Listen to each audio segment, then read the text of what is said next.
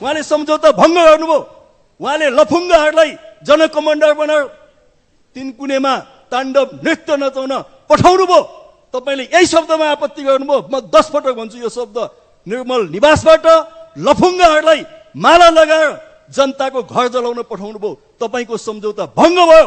त्यसकारण म भन्न चाहन्छु कि तपाईँ माथिको सेवा सुविधा अब के हुन्छ, सरकारले जवाफ दिनु पर्यो।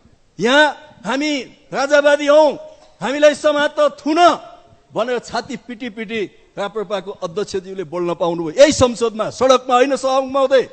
अनि नेपालको राजतन्त्र कस्तो थियो?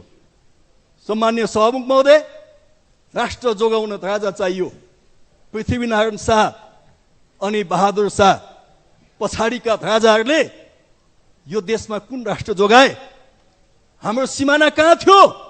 एकपल्ट हामी सम्झ्यौं। आज हाम्रो सिमाना कहाँ छ?